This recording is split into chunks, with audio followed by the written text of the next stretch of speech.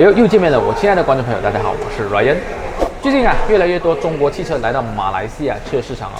像是在5月份的时候，我带观众朋友去到 KL 的车展，看了 Great Wall Motor 的 Harbour Julian 跟 Harbour S6。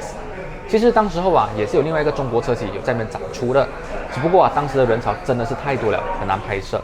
因此今天我就来到位于新山区Taman Pelangi的 Cherry Showroom， 来带观众朋友一起来看刚刚发布的 Omoda 5还有 Tiggo 8 Pro。还没有正式进入今天视频之前，希望我亲爱的观众朋友可以支持我一下，点个免费的订阅，还有开启你们小铃铛，帮助在今天之内打满1万个订阅。当然也别忘了多多支持我的 Facebook page 在这边也谢谢你们支持。OK 啦，这样的话就让我们开始今天的视频内容吧。Let's go。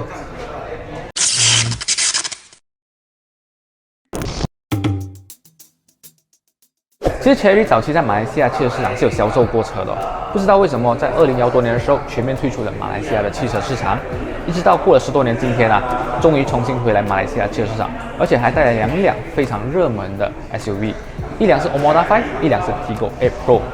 听讲在新山区这边有3天的 roadshow， 一共收到150个订单，这样子听起来很厉害一家啦。而至于今天，我先来带观众朋友一起来看 Omoda 5。Omoda 5它的定位是一辆 B 7 SUV 车，它的最大的对手就是上打 Honda HR-V， 下打国产 S50。而它的外观，我是觉得看起来非常年轻 sporty 的一辆 SUV 车，我相信会吸引到一些有家庭的年轻人会选择这辆 Omoda 5。至于它的配置，首先我们可以看到它是采用了 LED projector 的头灯，是放在 bumper 下面的。上面这边它是有 DRL， 也就是日行灯。这个 DRL 它有序列式行灯的功能。再来我可以看到这个中网是跟 bumper merge 在一起的，然后中网里面是有小个钻石型的 chrome accessories 做点缀。只不过这个中网的设计我是有点难接受啦，因为看起来太过密集在 logo 下面可以看到有一个 camera， 因为这辆车它是具备了360环景显示的功能。刚刚我在车里面试过它的360环景显示哇，真的是非常高清一下，这一点给这个 Omoda 5一个 good job。在下面我们可以看到这边是一个短波雷达的，这样 Omoda 5呢，它是具备了13项进阶式安全功能，包括了有车道偏离提醒、车道偏离控制、防撞预警、ACC 跟车等等这些功能Omoda 5它的车身长度、宽度、轴距都是比起它的对手来的长来的宽，因此它车内的空间表现是蛮不错一下的。然后避震设定的话，前轮是采用 MacPherson， 后轮是采用了torsion beam的避震设定。这样子的避震设定基本上就是现在 B 7 SUV 大多数都会采用的避震设定。至于它的铝圈采用了一个18寸黑配红的铝圈，这个铝圈的设计我是觉得非常好看，非常的 sporty。轮胎尺寸是215/55R18。除此之外，这个 Omoda 5它也是有支援 Huawei Auto Lock 还有靠近自动解锁的功能，这2项功能我是觉得蛮不错，蛮方便使用一下的。Omoda 5它的车尾设计是我最喜欢的，因为这个车尾看起来非常的有掀背感，然后它的车尾设计非常的有流线型，然后当然不止这样它的 LED 尾灯亮起的时候也是非常好看，尤其是解锁的时候那个一排过去那个序列式的感觉，哇，真的是非常吸睛一下。这个车尾盖呢，它也是有具备一个小功能，那就是你把锁匙放在身上，大概3秒钟过后，它会自动解锁开启这个电动尾盖。这个功能是蛮方便一下啦，比起用那个 Key Sensor 来讲。至于它的尾箱容量，目测来讲因为我现在没有收到实际的数据，但是目测这样子来看，大概可以放3个大型行李箱是没有问题的。我相信马来西亚的买家一定很关心一个问题，就是这辆 Omoda 5它有没有 spare 打压？这辆 Omoda 5它有 spare 打压的，它是采用了一个17寸 Space Saver 的 spare 打压，因此想要购入这辆 Omoda 5的观众朋友，你们大可放心啦，这辆车它是有 spare 打压的。这辆 Omoda 5它的动力配置是采用了 1.5 缸涡轮增压引擎，搭配了 CVT 的变速箱。至于这辆车有没有力，驾驶体验如何，还是要等到这辆车有了试驾再来分享给观众朋友。所以观众朋友记得订阅我的频道，这样子你们才不会错过这辆车它的试驾体验。好了，基本上它的外观动力配置大概是这样子现在就我们进入到内饰，来看一下后座乘坐体验，还有它的前排内饰有些什么特别之处。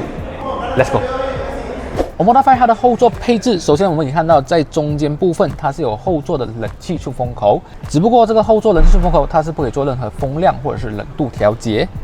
再来就是我们可以在冷气出风口下面可以看到它是有一个 USB 充电孔。但是我个人认为一个 USB 充电孔是有点不太足够使用。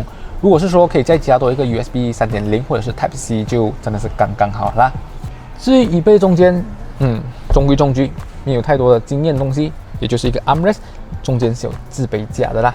至于这个 Omoda 5， 它的后座综合乘坐体验，它的椅子，它的皮革摸起来是丝滑的，椅子坐起来，它的那个泡棉设定是 Q 弹的，蛮有支撑性的。我喜欢这样的这个椅子的泡棉设定跟这个皮革，蛮不错的。这个椅子的皮革跟这个泡棉设定。而至于它的椅背，首先它的椅背是蛮有层次感的，你靠下去的时候不会让你觉得好像躺在一个很平平无奇的一个椅背，它的椅背靠起来 OK， 但是这个椅背倾斜角度我是不太喜欢的，感觉到有一点太过直了。椅垫对于大腿的支撑就真的是有点不太足够了，有点短，可以看到我的大腿真的是呈现一个很明显的镂空状态。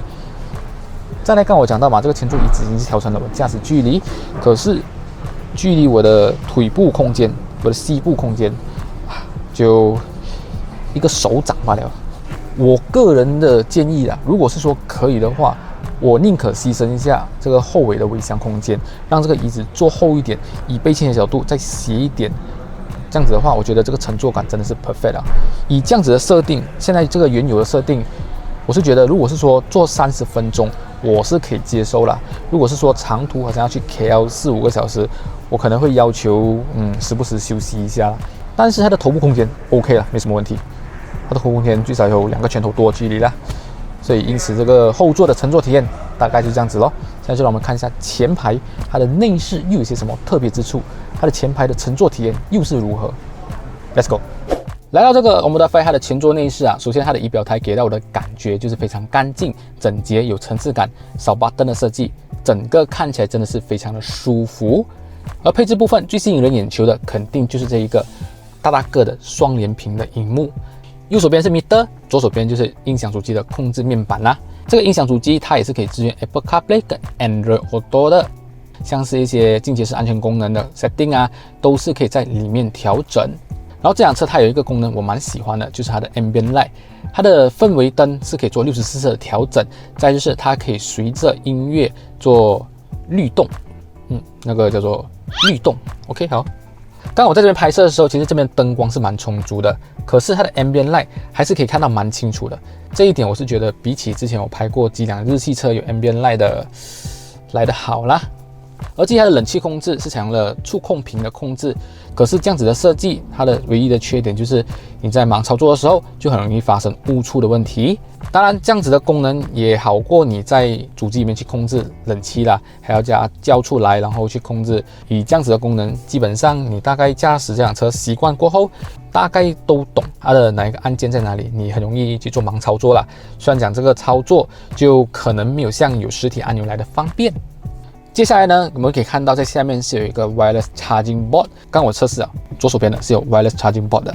这边我刚有试啊，好像是没有 wireless 的功能，它是画了一个锁匙 detect 啦。这个我就不懂是不是有 wireless 功能。在这个 wireless charging board 下面，我们可以看到还有一个储物空间。这个储物空间是蛮大个的，我很喜欢这样子的设计。第一点，我们可以放很多东西；再就是一些女司机在驾车的时候，他们的 bag 也可以放在下面，这样子就可以减少车子被爆镜的问题了。整个中岛下来，其实看起来真的是蛮干净啦。它的按钮也不会很多，有些用不到的按钮，它都采用了触屏式的按钮。所以这样子来讲，我是蛮喜欢这样的设计，因为真的是干净整洁。它的这个置杯架，它也是有 Ambient Light 的。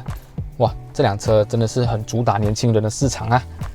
这个中岛最特别就在于这个 armrest 下面的储物空间。这个储物格里面它是有保冷功能的。当你刹车的时候，它这边会吹出冷气，因此可以让你一些饮品、冷饮来做保冷功能。可是这个储物空间这样大，应该是要放好几瓶啊。因为如果放一瓶的话，可能那个饮料会摇来摇去啊。所以这个 idea 蛮 good job 一下啦，可以让你在下面保冷。Not bad。在 Omoda 5其实它是有2个版本的 ，C 版跟 H 版本。2个版本之间最大的其中一个差异就是在于 speaker。这个 Omoda 5如果是 H 版的话，它是有8颗的 Sony speaker。刚刚我也试听了这个音响啦，我是觉得蛮不错的。现在就播放给你们听一下咯。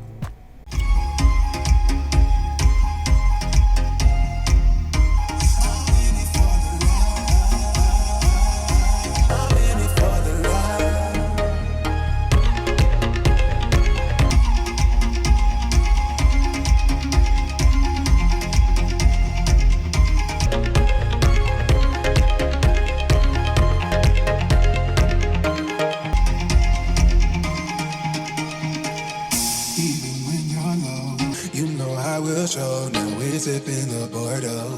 With you through it all. With you through it all. Winter through the. 所以观众朋友，你们听了这个 Sony 喇叭所播放出来的音乐，你们感觉如何嘞？